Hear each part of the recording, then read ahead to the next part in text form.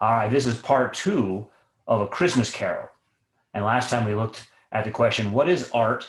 And then we looked at the beginning of the story up to the Ghost of Christmas Past. Now we're to the Ghost of Christmas Present. This is the second of the 3 spirits. Now, we talked last time how these are kind of answering these questions. Where I come from, where am I, or who am I, what am I, and where am I going? So now we're on the what am I? Did you get a sense that he had learned anything yet?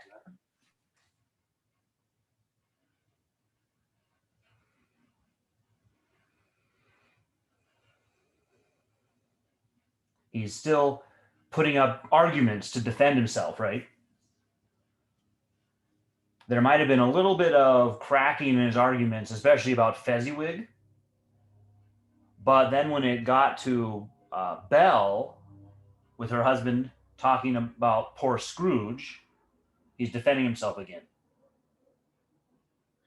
So we're seeing the problem in Scrooge's life amplified by his own self-deception and his own self-justification when other people argue with him. Now think about it. When you approach this story, is there any doubt in your mind that he's the quote, the bad guy, so to speak? That he's got problems. Is there any doubt in your mind about that? No, right? So that's part of what is the interesting thing about self-deception. Everyone else can see it except for you. And once you get to a place where you're saying it's everyone else has a problem, not me, then you might need to rethink it, right? All right, so let's go into this one. As we're going, there may be things that stand out to you, so bring them up.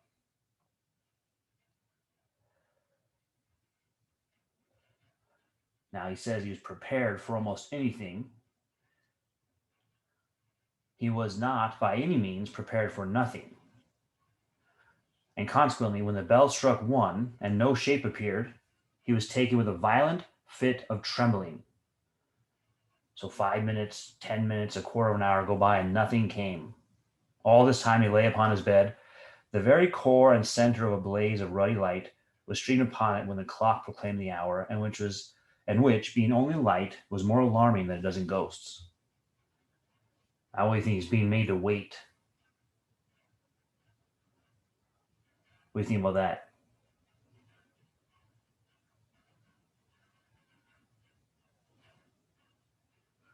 Is there kind of a waiting involved in Christmas? I think of an advent calendar, for instance. Yeah. There's a wait right there. My kids are doing that right now. Yeah, exactly, right? You're waiting, you're expecting something, but nothing's happening. And then a strange voice calls him by his name, and he obeys. And he's in his room, but it's been transformed. Holly, mistletoe, ivy, little mirrors have been scattered everywhere to reflect light.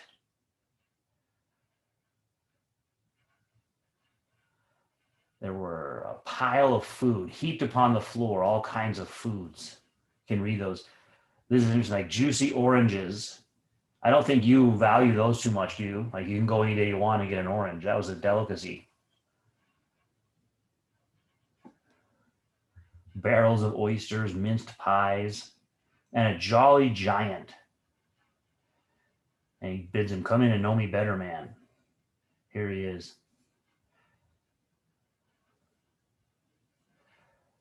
All right, so the Ghost of Christmas Present.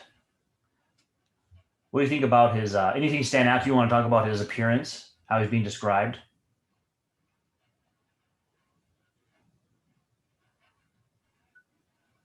Well, the kids and I were, my eldest has been going through a writing program where he's just learning a lot about using good words, really descriptive words to the imagination. So we noticed, we were reading this together with the kids, and there are just a lot of very descriptive words about him. Yeah. And the fruit. But Yeah. jolliness, plenty's horn. We talked about how that contrasts with Scrooge's Yeah. miserliness. Yeah. It's almost the exact opposite of Scrooge, right? Mm-hmm. Yeah, with the the large green robe, you can think of that vibrancy and life. When we're thinking about green things, it's living things like plants, things like that. Evergreen trees. And Scrooge is very gray. Yeah. So he brings a life with him.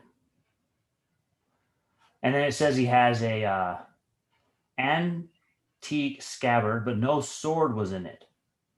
And the ancient sheath was eaten up with rust. Is that a No picture of use peace? for a sword. What was that? Is that a picture of peace? I think so, right? Mm-hmm. But that's right. So that's what you're getting at, Lauren. You could simply say, and he has peace. But that's not, this is what art is doing, right? You're showing something which is a sign of peace. Or you're showing something, these descriptive words you're mentioning, which are a sign of life and plenty. And then there's Scrooge, who has the money to do that kind of thing. He doesn't even do it for himself.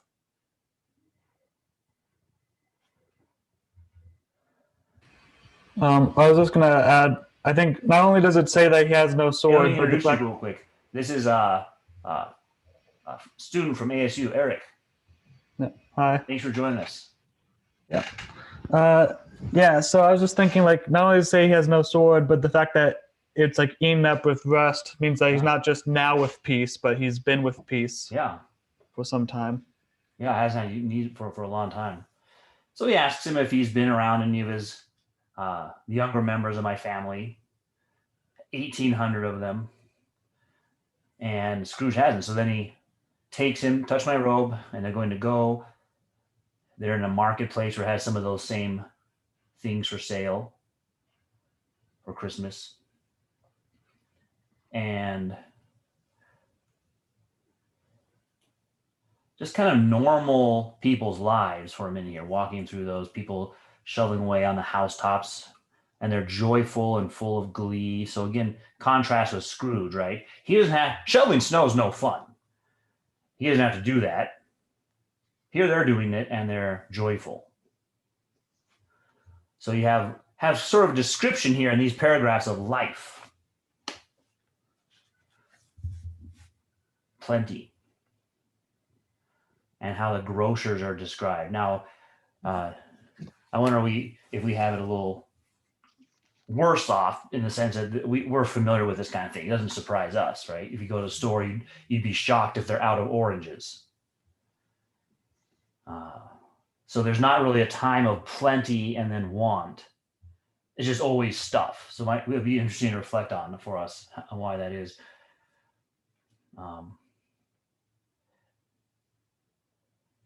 It's interesting. The steeples call the people to church, going in their best clothes. You don't get a sense that Scrooge is a churchgoer, right? He'd probably think of church as a place that picks your pocket.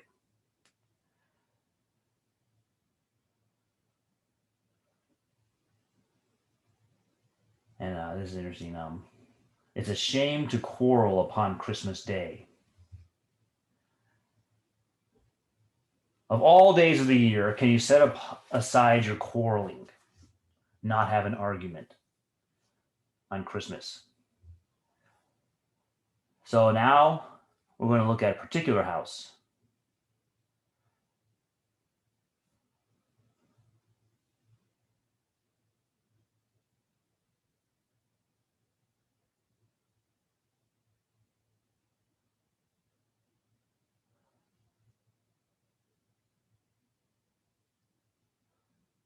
He's asking about his torch here, and particularly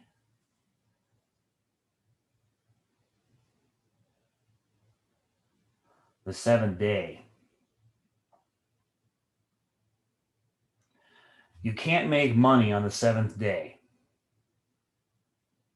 Have you noticed that? Probably you haven't, because our culture does make money on the seventh day. And it's interesting that Dickens phrases it that way here, the seventh day. You know why that kind of stands out as not doesn't say Sunday, which it is though here, but this is affirming the commandment, which is true from the beginning of the world, Genesis 2 down to the present. And some might think it's stopped the Old Testament, and the Christians aren't required to set a day aside. And here Scrooge is bringing that up.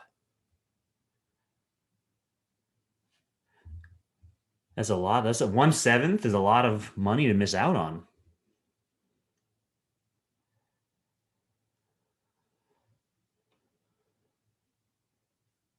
So now we're going to go look at a particular family. Bob Cratchit. Ms. Cratchit, dressed out but poorly in a twice-turned gown, but brave in ribbons, which are cheap and make a goodly show for sixpence. And she laid the cloth, assisted by Belinda Cratchit, second of her daughters, also brave in ribbons. So there's some attempt in their poverty to still look nice, and describing the family working together. You get that sense of a rich life also. Lots of foods that were described. Now you have lots of life among the different family members.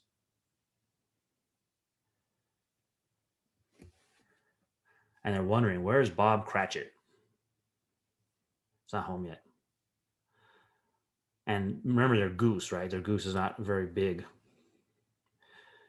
Now, Bob Cratchit comes home, and this is one of my favorite lines coming up. How did little Tim behave? This is one of my favorite parts of the story. As good as gold, said Bob, and better. Somehow he gets thoughtful, sitting by himself so much, and thinks the strangest things you ever heard.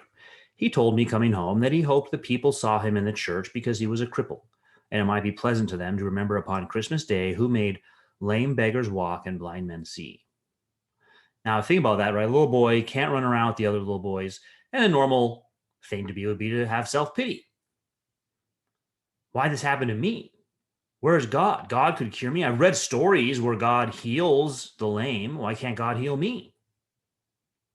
Right? And Tiny Tim, who is, again, kind of a juxtaposition with Scrooge through the whole story. Remember last time we saw him? No begging on the street corner, boy. What do you think about that? You encounter a little lame kid, and it's snowing out, and your comment is to tell him not to beg.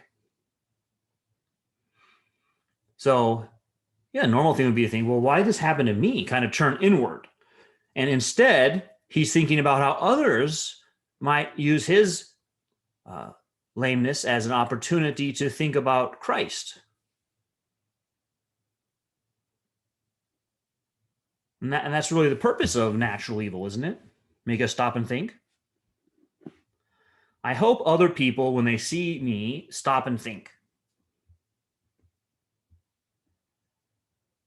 So a very selfless attitude.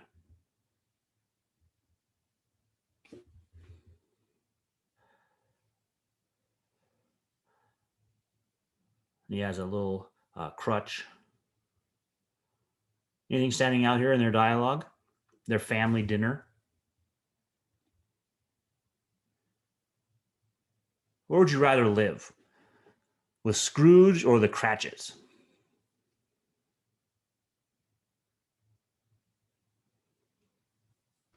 Well, it seems like the Cratchits' house is very full and warm, where again Scrooge's was fairly empty and chilly, and just it didn't seem like it had much life in it.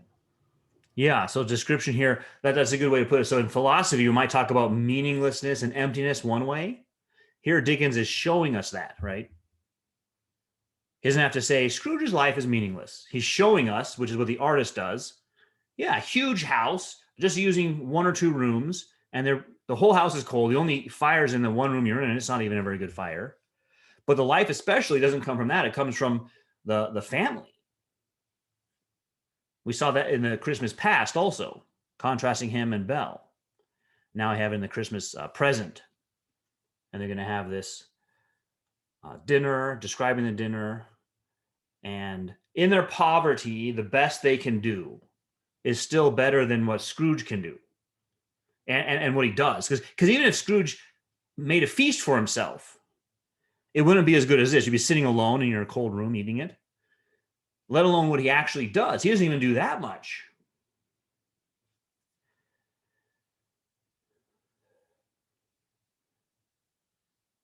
And so we have here the famous discussion, famous line from Tiny Tim, and God bless us, every one. And Scrooge asks about that, right? And here's the first time, I don't know if we've seen this before in Scrooge, have we?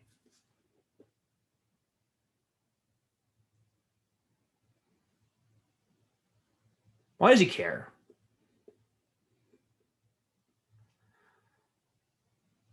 If Tiny Tim dies. Let me see, back up here.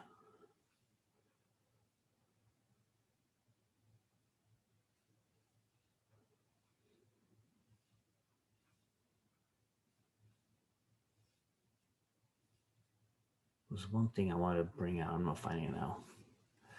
But yeah, what do you think? Why does Scrooge care about that? Are you thinking of the paragraph talking about Bob Cratchit holding Tim tightly? Well, no, but that's a good one too. That's right after that. God bless us, everyone.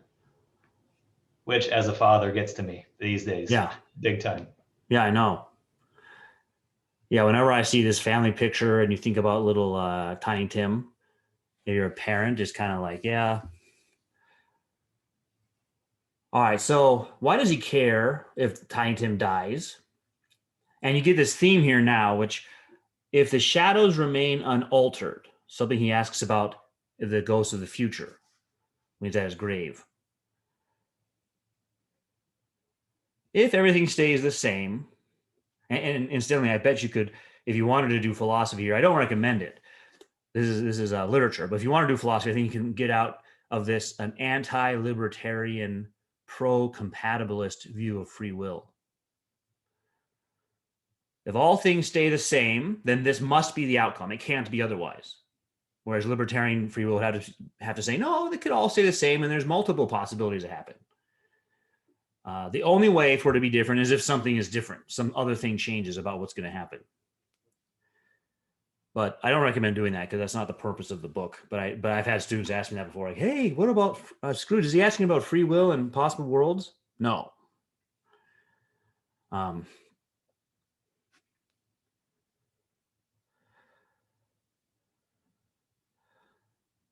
So Scrooge hangs his head. This is strange, isn't it? What's going on here?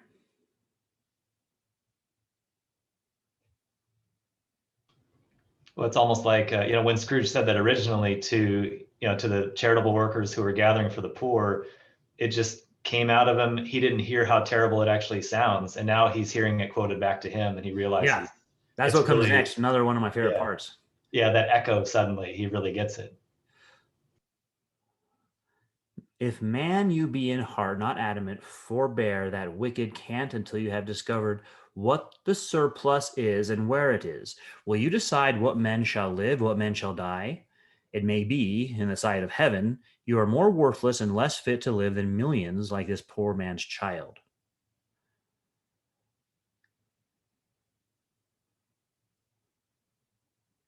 There's an interesting phrase here. To hear the insect on the leaf pronouncing on the too much life amongst his hungry brothers in the dust. So a picture of hardly aware of what's going on and making judgments. So he's just been not telling us, but showing us that he's a fool. And a fool technically means someone who thinks they know and they don't know. And it gets worse. You could be, I suppose, just a fool, but it gets into hypocrisy when you become a fool who's teaching others. And that's where he says that here, pronouncing. You're teaching others and you don't even know what you're talking about. That is the basic sin that Scrooge is going to have to repent of. Not necessarily just greed, though that comes out of his other problems. Lack of care for his fellow man. But he's has pride. He thinks he knows and he doesn't know. And part of what's being quoted back is some material from Malthusian economics. But again, just like I don't want to read a free will debate into this, I don't want to primarily read an economics debate into this, like capitalism versus some other thing. That's not what it's primarily about.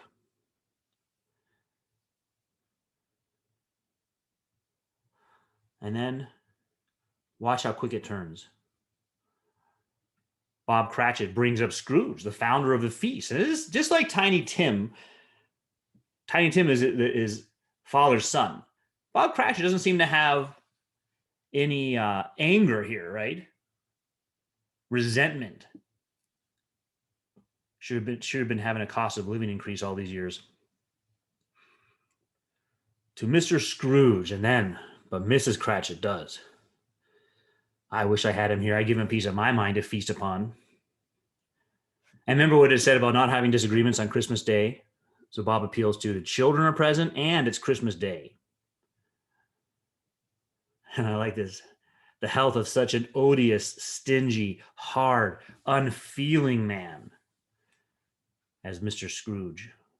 You know he is, Robert. It's an interesting dynamic between husband and wife here, right? The wife wants to say her mind.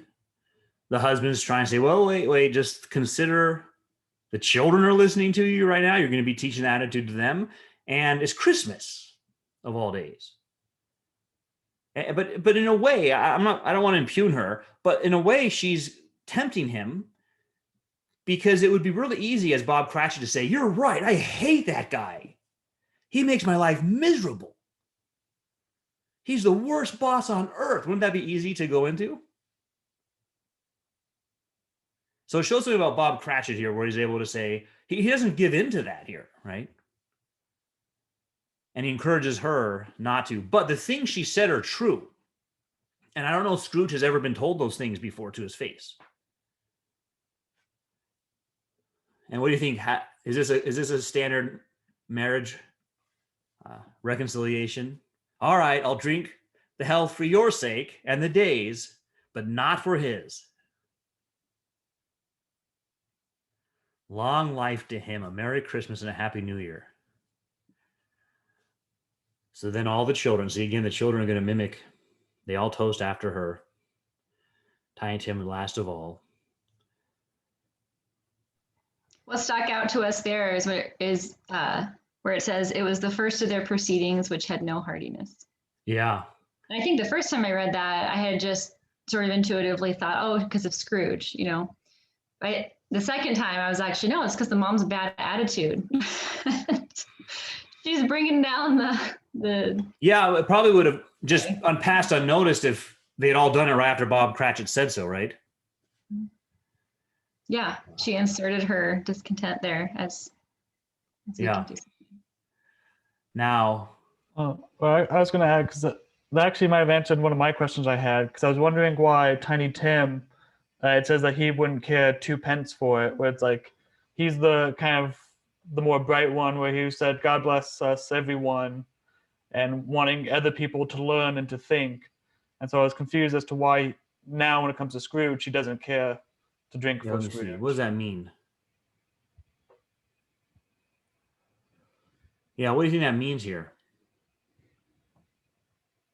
I had no clue. Is that he didn't like what they were drinking? They were drinking brandy, weren't they? Yeah, it could have been. The sentence is Scrooge was the ogre of the family. The mention of his name cast a dark shadow. Yeah. Then it's for 5 minutes. They all kind of sit there gloomily for 5 minutes. Now, Peter is given a job next. Bob Cratchit mentions that to him. And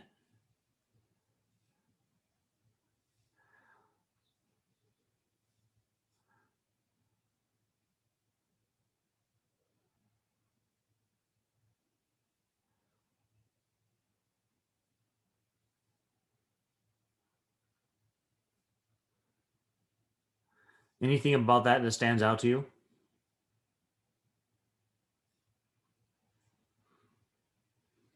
About Scrooge? Now they're going to go somewhere else.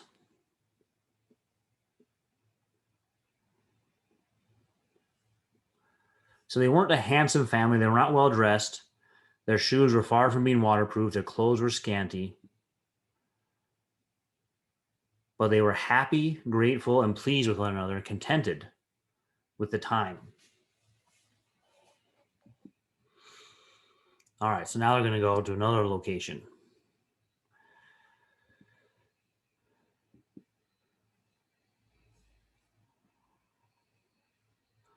A bleak and desert moor where monstrous masses of rude stone were cast about. What place is this? A place where miners live, who labor in the bowels of the earth. But they know me, see? A light shone from the window of a hut, and swiftly they advanced towards it. Passing through the wall of mud and stone, they found a cheerful company assembled around a glowing fire. An old man and woman with their children's children, and another generation beyond that, all decked out gaily. So that's a very difficult life. I don't think it says type of miner. I would kind of make a guess at coal miner, which would be one of the most difficult jobs of that time. Even there. So Bob Cratchit's difficult life in London, even more difficult life, a miner. They're able to celebrate Christmas.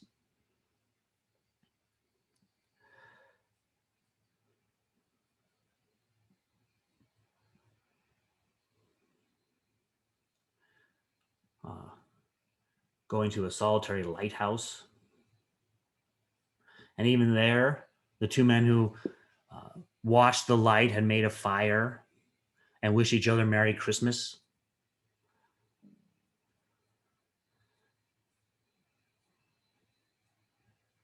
Going to officers on the watch. They're looking for anyone. Is there anyone like Scrooge who you can't tell it's Christmas for them?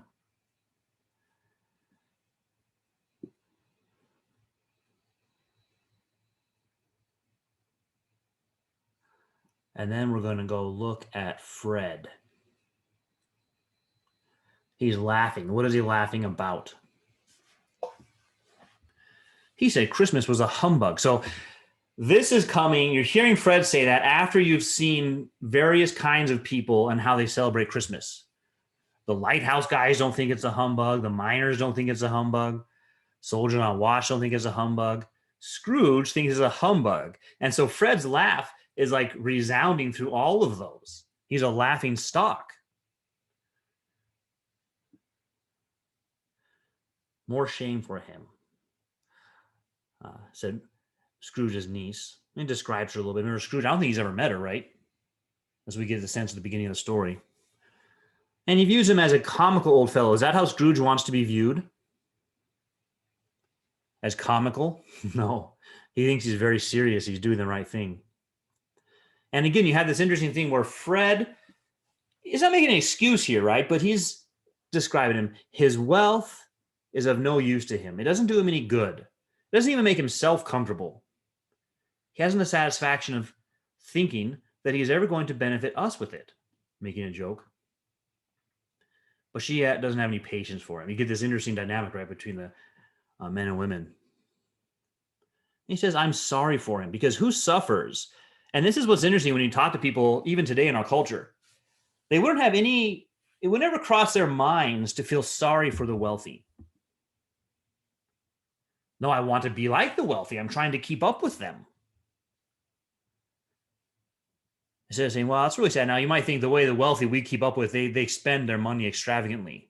But I think you can even pity them because the things they're buying are not lasting. But a lot of our debates in politics are about how to make everyone rich or equal income, right?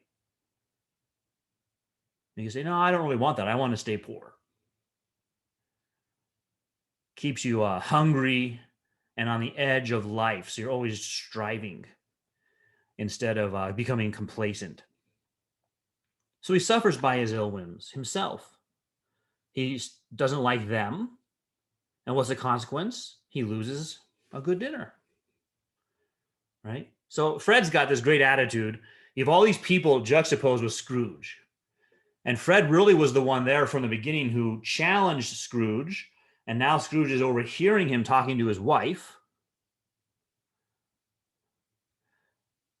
And how's that going to affect Scrooge?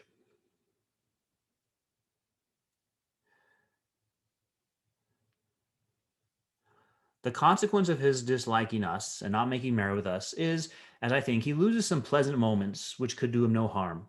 I am sure he loses pleasanter companions than he can find in his own thoughts, either in his moldy old office or his dusty chambers. He may rail at Christmas until he dies, but he can't help thinking better of it. I defy him if he finds me going there in good temper year after year and saying, Uncle Scrooge, how are you? If it only puts him in the vein to leave his poor clerk 50 pounds, that's something. And I think I shook him yesterday. The consequence is he's losing out on things that your money can't really buy, but you remember back to Fezziwig. He has had that kind of experience in his past, and he spoke highly of it. Now they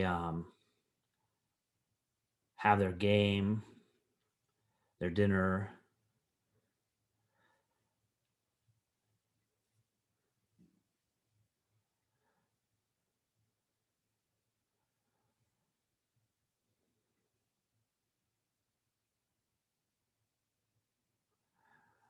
I'm going to watch this game, yes and no. And she makes a joke about Scrooge. Right? I noticed back a ways that they that he pointed out that they sang a quick song that happened to be Scrooge's sister's favorite when she was a little girl. Oh yeah, you're right. So remembers that too.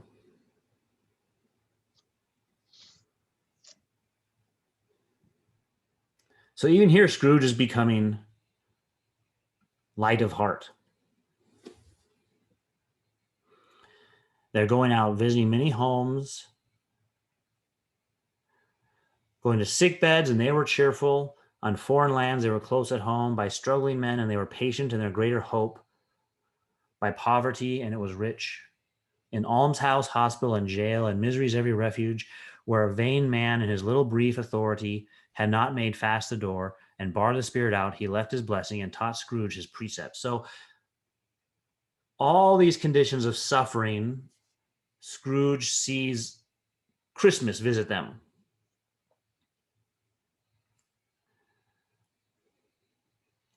Now the Scrooge is about to, or the ghost is going to die. And Scrooge asks what he sees protruding from under his robe. A claw, for the flesh there is upon it. What does he see? Two children, wretched, abject, frightful, hideous, miserable.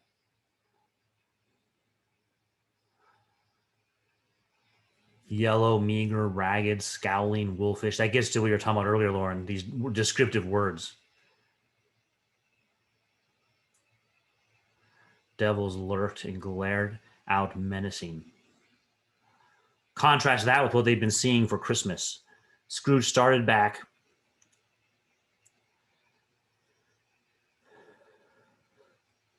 Two little children underneath his robe in that picture. Are they yours?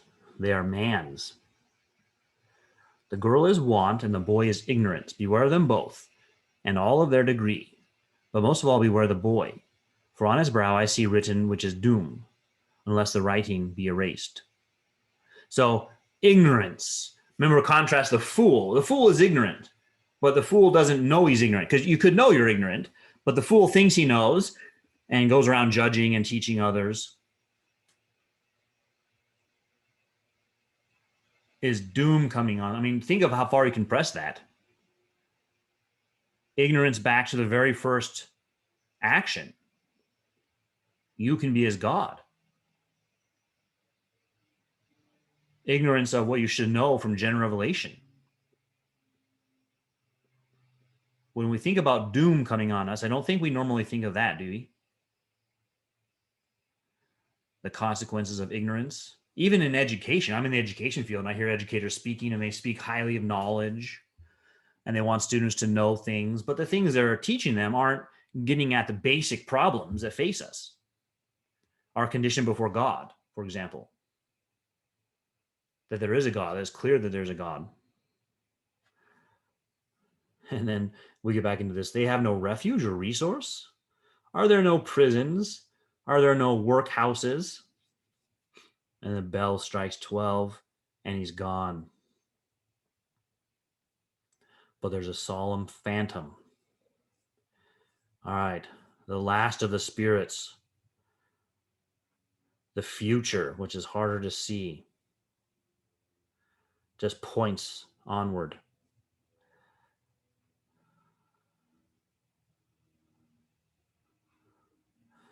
And Scrooge is afraid of this one. It makes sense.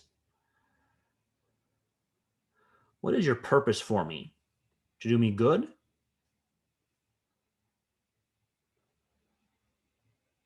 Will you speak to me? Just points straight before them. So they go on. They enter the city. They're in the heart of it, going among the merchants, and stops at one particular place. There's some businessmen talking about someone who died, and they don't want to go to his funeral. They don't even know why he died. But the main question is, what is he doing with his money? Well, he hasn't left it to me, they know, right? It's going to be a cheap funeral. Should they make up a party and volunteer? I don't mind going if lunch is provided, but I must be fed. That's pretty low, right? Can't even scrape together enough people for your own funeral.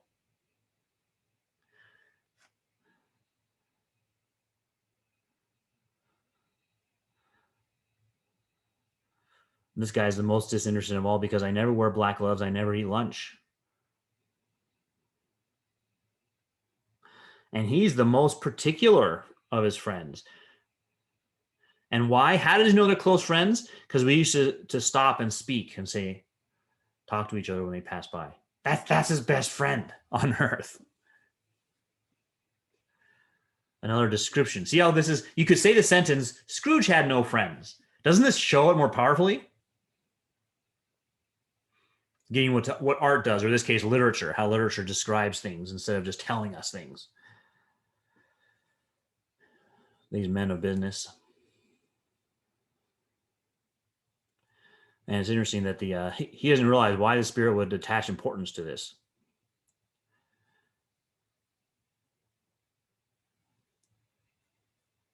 Now they go to an obscure part of the town where Scrooge had never been, down alleyways, into a den of infamous resort. Come to a man and a woman, and the woman has a bundle, and they have this interchange of these goods. So we had a description with the funeral. Now get a description of this woman selling things.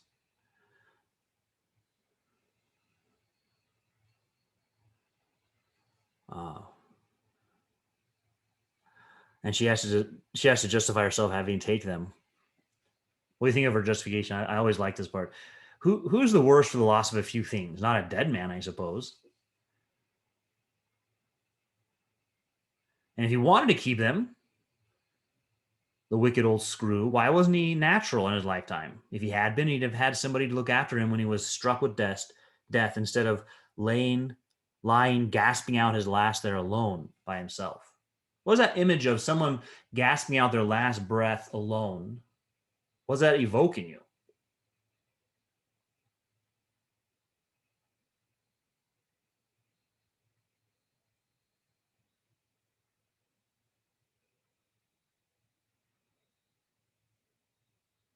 This is what we've been using this as an example of art. Is that a powerful image? You could just say, hey, he's all alone at his death, but that doesn't get to it as well as this image. And think about your own death.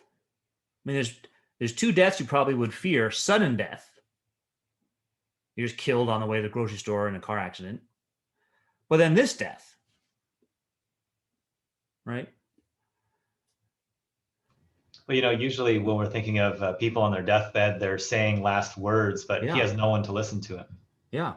No one's there to tell him we'll remember you. You did a good you spent your life well. So she has sheets, towels, old-fashioned silver spoons.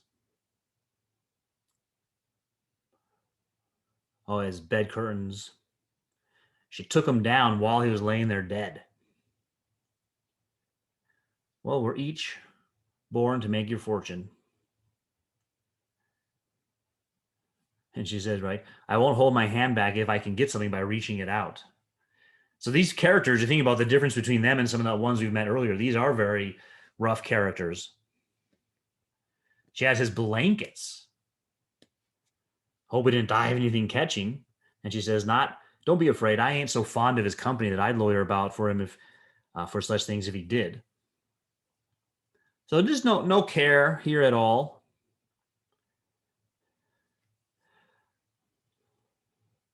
Gives him money.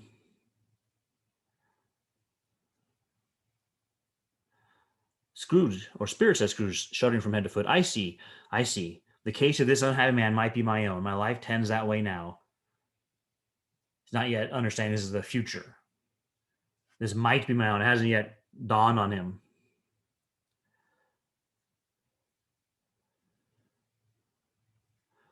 Now he's in a room with a body. The phantom points to the head. Cold, cold, rigid, dreadful death. What role? We've been seeing suffering. We saw Tiny Tim suffering. We've seen the suffering from poverty. It's culminating in death. Cold death.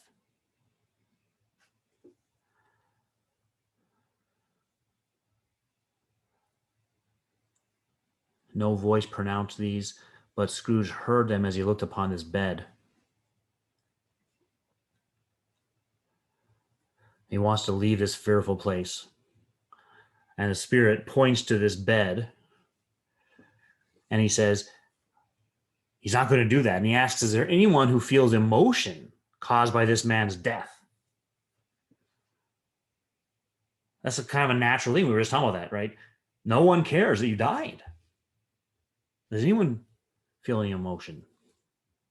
So they go to a room where a mother and child are.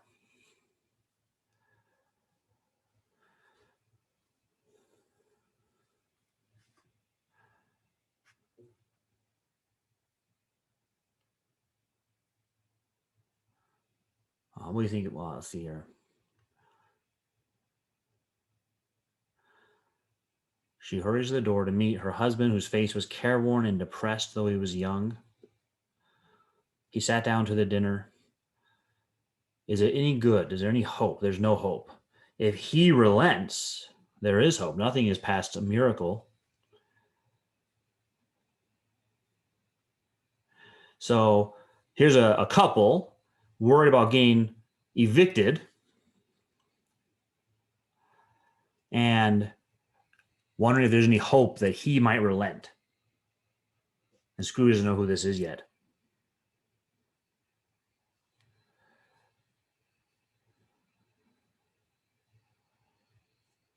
What stood out to you guys here?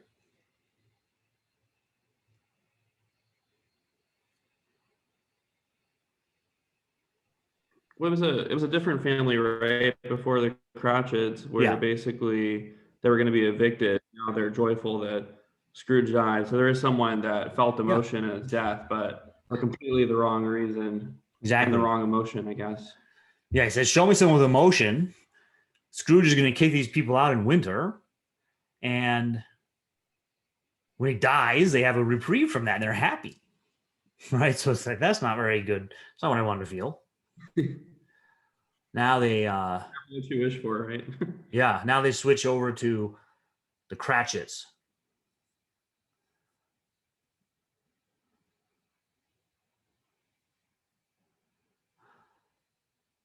Let's see.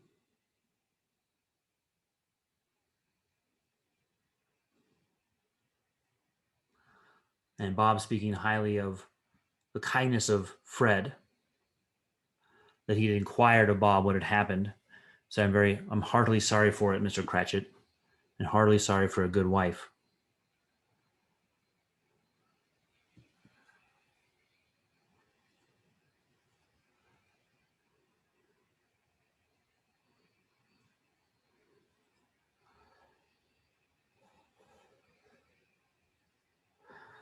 Reflecting back on Tiny Tim. So here you have a family grieving for a loss of someone. In contrast to Scrooge, there was no grieving for any loss. So again, that image being shown instead of told. He was a little child. He was not easily, or how patient and mild he was. And that should be a lesson to us to not easily quarrel among ourselves.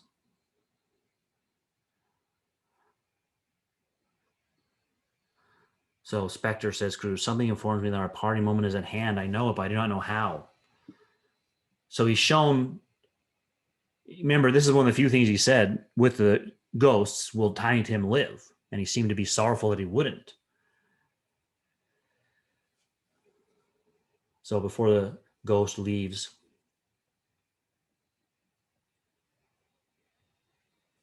points to where they have to go, a churchyard, graves, pointing to the grave.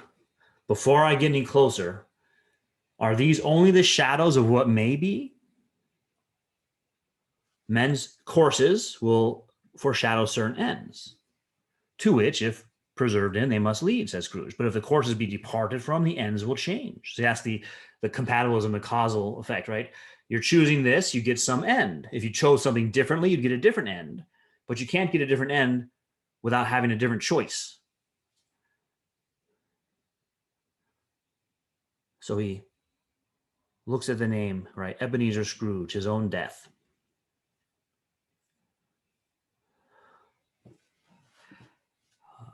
Now, there's something real to this, right? Is it hard to imagine your own death? I mean, you probably know you're going to die. That's not a new news flash. Why does it strike Scrooge so much?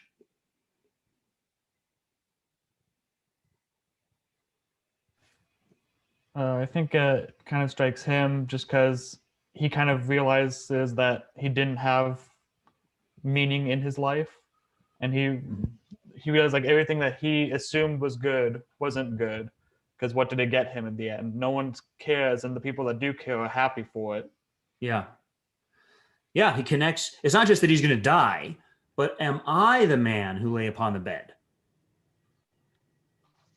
And then we see repentance. Hear me.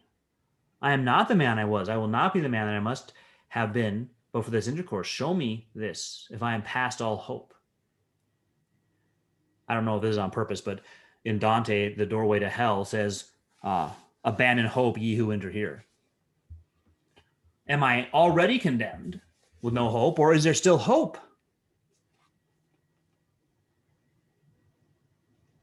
This may be just an erroneous thought, and you can discard it if it is, but how do you think this would compare with like the death of Ivan Illich in their response?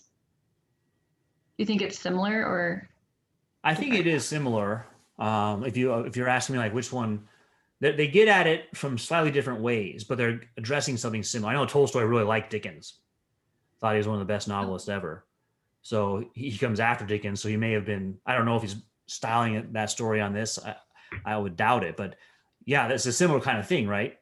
What does it take to get a person to stop and think? Now that one, he just dies and it's over basically. Mm-hmm. Here, you get not just the confession, but the repentance accompanied by works. I will honor Christmas. And then the rest of the story now is showing what he's going to do to honor Christmas and how he repents. The end of it. Yeah, like Ivan Illich just seems to see the judgment. He insisted up until the end, he'd led a good life. And yeah, it just seems like Scrooge's response is so different. And Ivan Illich was just seeing the judgment coming, the judge is coming, the judge is coming. But it seems like there's just seems like there's a difference. I'm just was wondering. what At it the might end, be. at the very end, there's a brief description of him seeing the light, Ivan Illich. So I think you're right. It gives this like a one sentence description though, that I think, because I think he did repent, but it doesn't go into it in any detail what happens to you then. Like people might want Tolstoy to tell them, well, what happens though when you die? And he doesn't. He just gives that one little tiny line.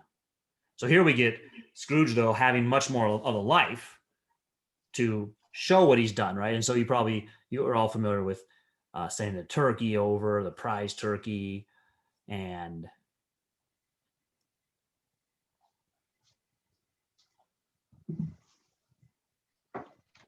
giving to the poor after he told those guys that he wouldn't. And then going over, and this is the one I think where there's a kind of personal repentance to Fred. Will you let me in?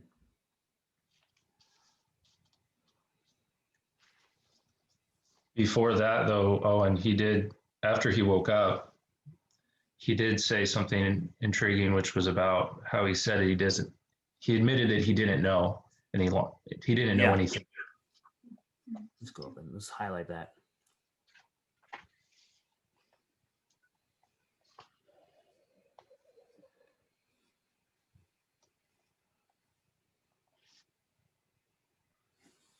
It's probably about 10 paragraphs in. It was after the saucepan. Is it this one? No. A little bit further.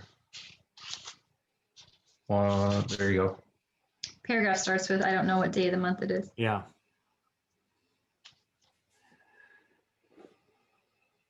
I don't know if that's about he's disoriented right now. What's the day? What's the time? Because he's been with the spirits. Or if he's simply saying, yeah, I don't know what I thought I knew before. So in my version, this is interesting. Starting the paragraph before, it adds quite a bit more. Really?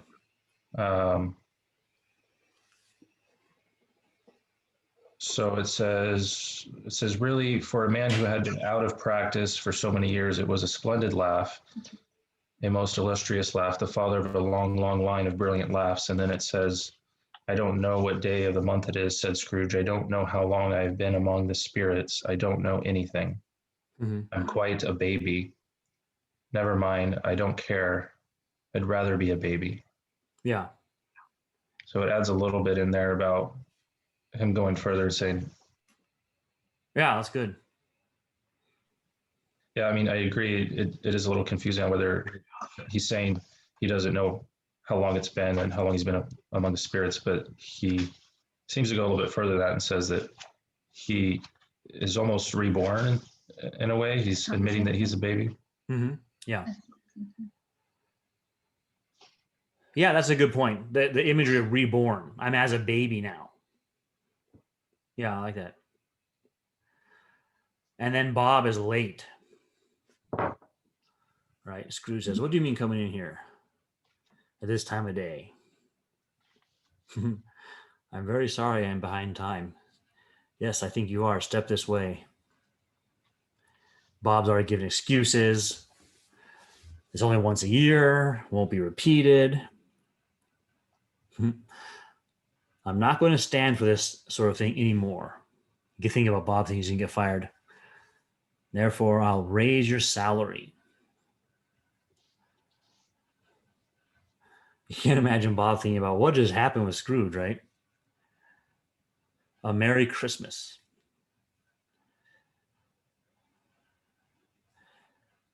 And they're going to discuss his affairs this afternoon over a Christmas bowl. And again, here's another image. Buy another coal scuttle before you dot another I, Bob Cratchit. How does that picture his change?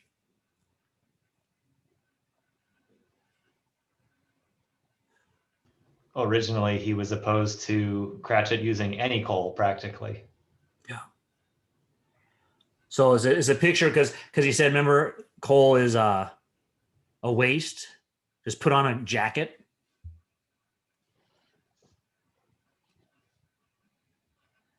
Is a comfort and didn't want to spend money on it. Now he does. So he's better than his word. And Tiny Tim does not die.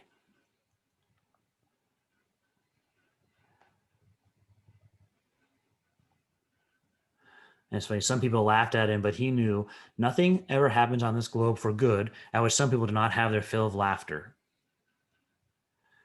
And knowing that such as these would be blind anyway, he thought quite as well that they should wrinkle up their eyes in grins as have the malady in less attractive forms. His own heart laughed, and that was quite enough for him. So it's interesting, still juxtaposition with persons who are in his condition of being blind.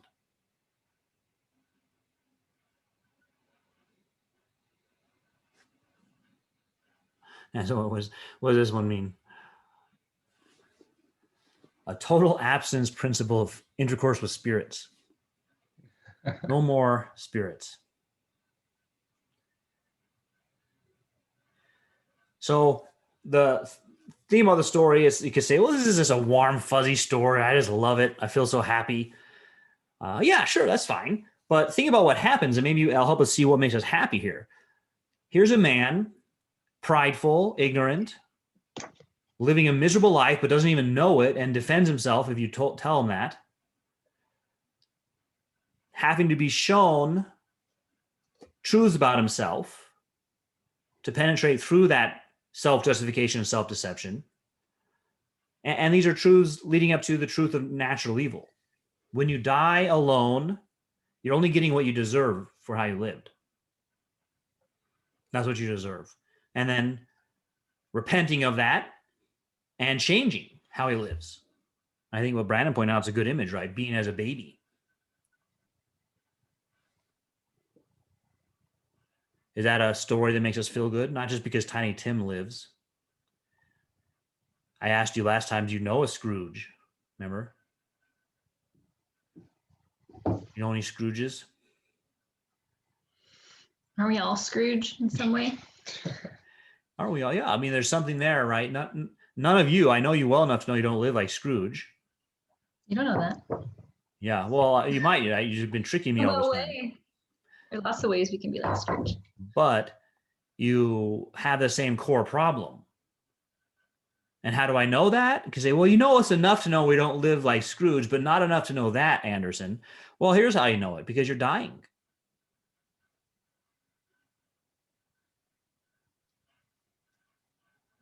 So what especially stood out about Tiny Tim was that he was meek, poor of spirit, right? Even in considering his own frailties, he thought of how others might benefit from looking at that instead of wishing he could be better. In contrast to Scrooge, who's prideful and arrogant, presumptuous. And the change that has to happen is a change of heart. And the way that happens outwardly for humans, because I don't think there's a comment here about like the Holy Spirit regenerating you. The outward way that happens from the beginning is by natural evil causing you to stop and think. That's been universal for all humans. So I think we catch something of that. People catch something of that in this story, which is why they like it. And it's far superior as a Christmas story to Die Hard. That's why I said, look at Matt down there. He's like, no way. That's why I said it, because I knew that'd wake him up.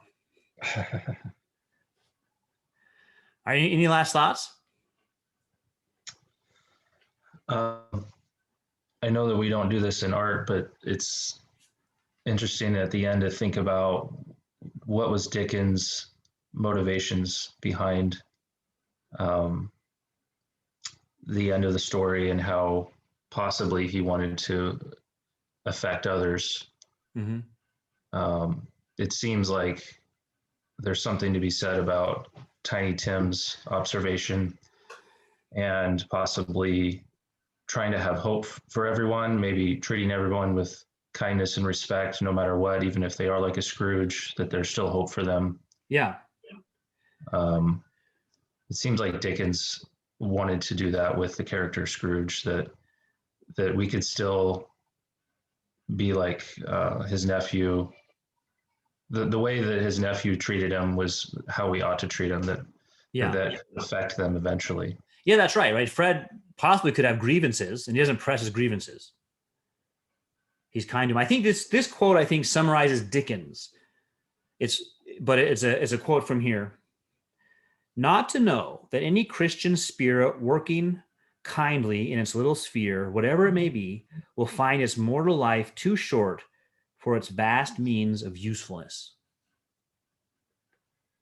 And you read any work by Dickens, you'll find characters who are in their little area of life being kind to their fellow man, and then bad guys who in their little area of life are causing misery to their fellow man.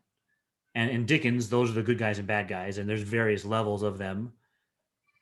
So there's enough misery already. What kindness can you show? And it's not like a secularized liberalism. I know they could try to adopt Dickens, which just says, yeah, just be kind. There's a goal to it.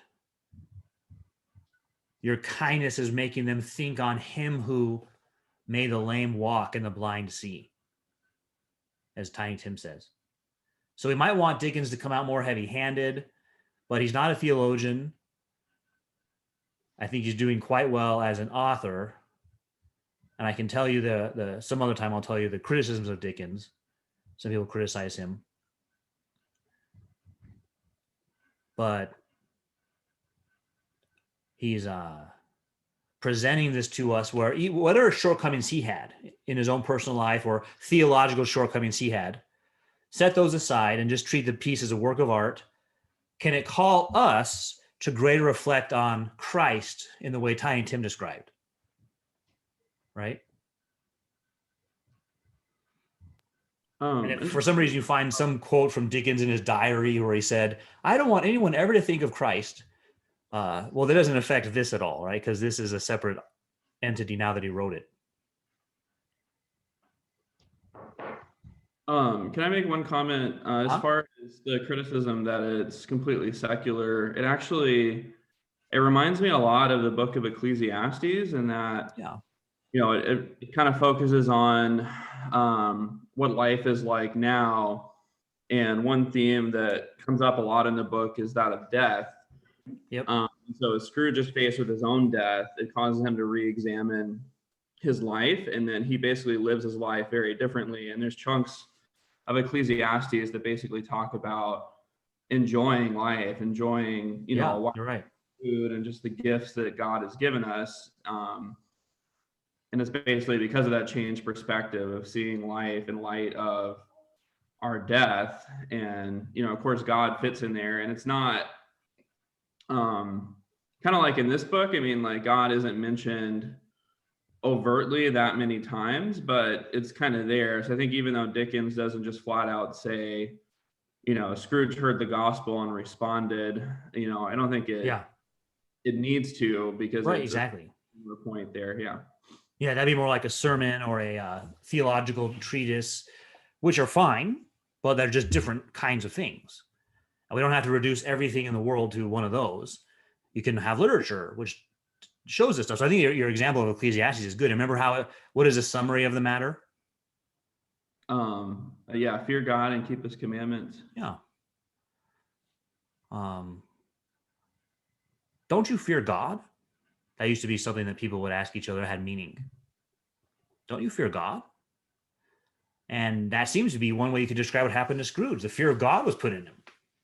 Well, and there's one reason why there's not as much mention of God is because in this era, I mean, we know not everybody was a Christian, but this was essentially like a Christian era, so to speak. It's almost assumed, everybody goes to church, everybody's religious. And so the assumption's kind of there, even if it's not talked about. Yeah, you're right. So if you put this into his Victorian age, early Victorian age, or you pluck it out and put it into our age, that shapes the way it's heard. But I want to be careful not to say that to understand a work of art, you have to understand its cultural context. There's some things about that that can enlighten us, but insofar as it's a work of art, it lives on its own. Right. And everyone can understand it. So anybody, even in our age, can see from this story, even if they don't know anything about the Church of England, anything about Puritans, they could know, because Dickens incidentally often portrays the puritanical spirit as some of his bad guys. They're not kind. They're very judgmental towards others. They don't build others up. They just judge them. So that's one thing people might either like or not like about Dickens. But even if you're living this age, you know nothing about those kinds of topics, you can see and hear natural evil makes Scrooge stop and think. Good. Well, we need to conclude for the day. We'll pick back up in January. I was thinking before we started about what books to do next. We're using the Great Books reading group. Let me grab it.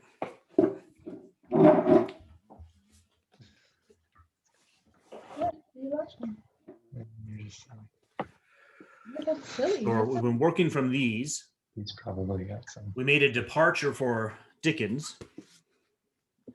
And usually about half of these are philosophers. Like this one starts with Dewey, Mill. Then it has Hamlet. Then it has the Bible, has the Gospel of Mark. Then Thucydides. That's history. Clausewitz, What is War? Chekhov, Uncle Vanya. Maimonides on evil. Homer's Iliad. That's sections of it. Montesquieu is on government.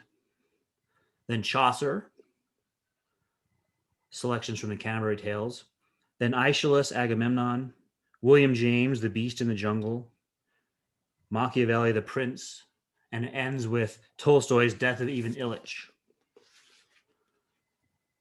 And then this other series from the same group has a lot more philosophy. This one has Notes from the Underground by Dostoevsky, Exodus, Iphigenia, which we already read as a group, Swift, Gulliver's Travels. That's one I was wondering about us doing at some point. Jonathan Swift's Gulliver's Travels. And then Shakespeare, Antony and Cleopatra, Billy Budd by Melville. Let me reflect on it a little bit. I'll send an email out to the group and get some input. Yeah, what was the one, The Beast in the Jungle? What was that? By Henry James. What's William that? James' brother. What? What's that about? It might sound like, oh, that might be like Heart of Darkness. It's actually about courtship between a man and a woman.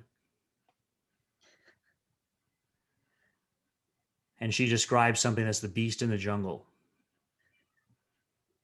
He leads her on and never finally marries her for years and years. What's wrong with him? Why can't he settle down?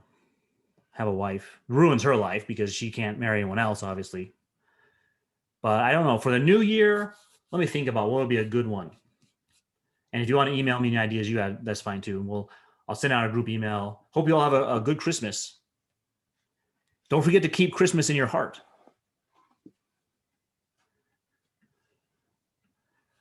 Thank you, Owen. Yeah. We'll see you God next time. bless you, everyone. I just Yeah. something to say. Tiny Matt. Right? All right.